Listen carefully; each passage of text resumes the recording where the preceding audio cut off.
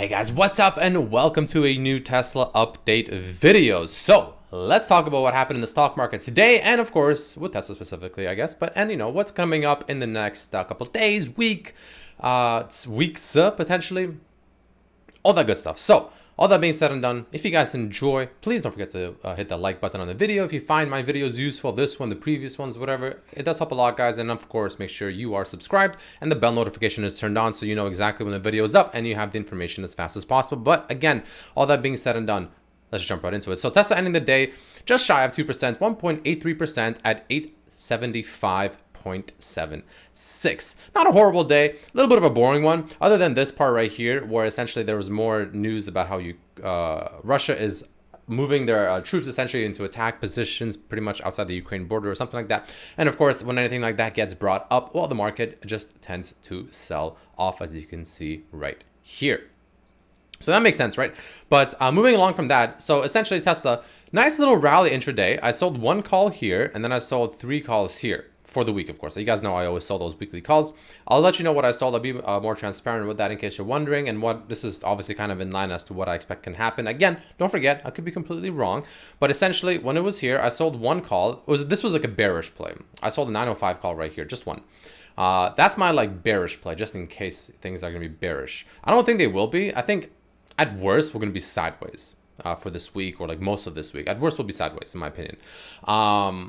But then when we got up here, pretty much right as we started trending down, like right at this candle right here at like 11:30 or something like that, I sold more calls for this week, of course, this Friday. And I sold them for, these are like my safer ones, the ones I kind of care more about that I don't want to actually exercise. The first one I sold here, I don't really care too much about it if it exercises. These ones I sell here, I don't want them to exercise, but well, ideally, but I sold them for 945, which of course you guys know is that dreaded line right here that we just played around with all of last week, couldn't break through it. So I sold for 945 because at this point, if we sell for 945, the break even for that was about, I think around 950 or something like that, maybe slightly higher, 951.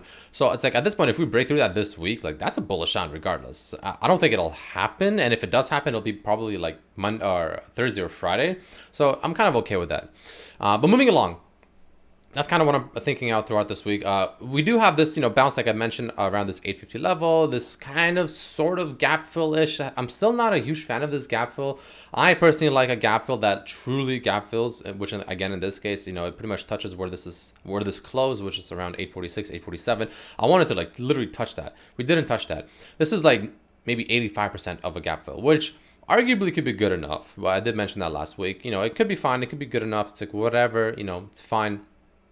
But each their own, of course. Either way, we essentially gap filled them, more or less, which is good. We did bounce off this 850, which is good. I did mention that. I don't want to see a drop below 850. I don't, and especially I don't want to drop below like the 790. If we ever drop below the 790, that's not good, because that also means that on the weekly we're going to be dropping below this teal line unless we recover very quickly within the week. So essentially, if at any point we close the week below this teal line, which in this case for this week would be somewhere around, yeah, pretty much like 850. That would be not ideal. So we want to make sure we're ending above 850 right now. 850 is looking pretty bearish underneath for more than a couple of days. Now, if we have like 1 or maybe 2 days where we close under 850, that's still salvageable within the week, of course. Ideally, you don't want more than a couple of days below 850 closing, especially. And you don't want the week to close below 850. That's what we don't want to see right now. That will be pretty bearish, in my opinion.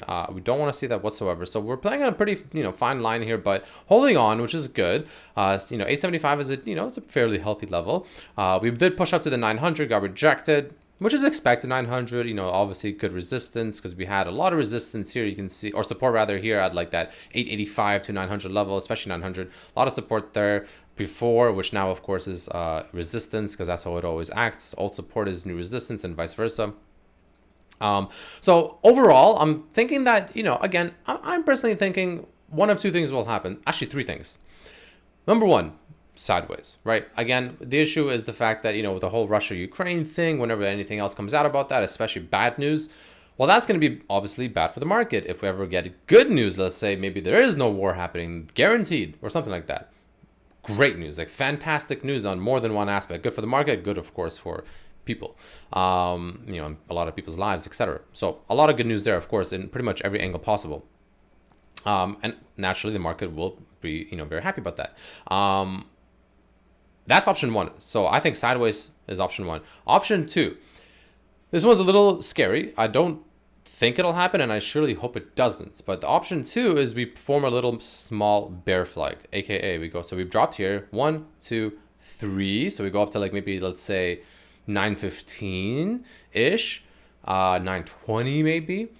Drop down. That's a bear flag, and then we break down below, and then that will push us under 850. That's option two. I don't think it'll happen, and I sure as hell hope it doesn't happen. But that is technically a possibility, though. Of course, we'll see how it plays out. You know, if that's, you know, if it's looking like it's forming one or not, we'll see. And option three is we just rally. Actually, we just get a nice little rally. You know, maybe good news comes out again from the whole Russia-Ukraine thing, and we rally off of that. And then the next thing I'll be looking out for is a break over 900, which I don't think will be that hard. I think this is just a small resistance. I think we'll break over 900. I'm not too worried about that.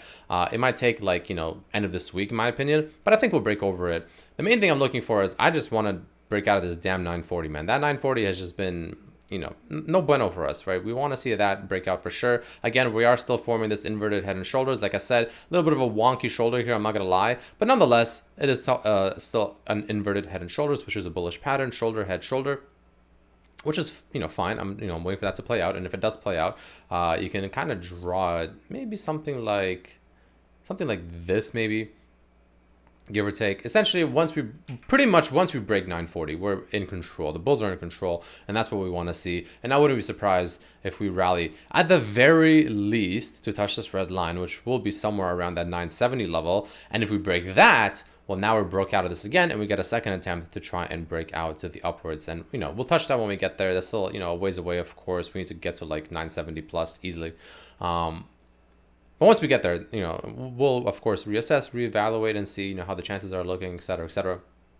So we'll see with that, of course.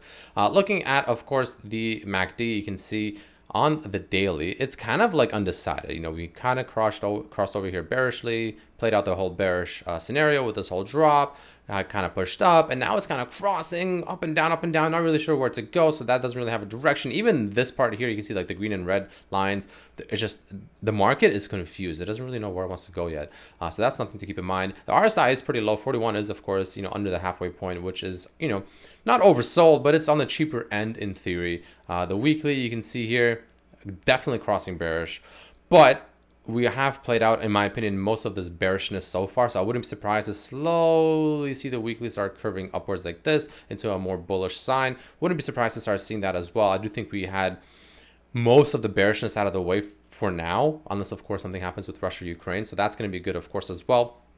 Overall, again, throughout this week, guys, I'm expecting sideways trading, and again, I don't think we'll break 940. I do think we might actually retest 940 if we're lucky, end of this week, maybe Thursday or Friday. Question is, will we break it? I don't think we will, not yet. But we'll see, of course, what happens with that as time goes. But either way, guys, quick look at the indices. Again, you know, we did break out of this pattern over here from the SPY, which isn't good. That's actually quite bearish in my opinion. So we'll see what happens with that. Could be a false breakdown. You never know. Similar to how this up here was a false breakout, this could be a false breakdown. We'll see.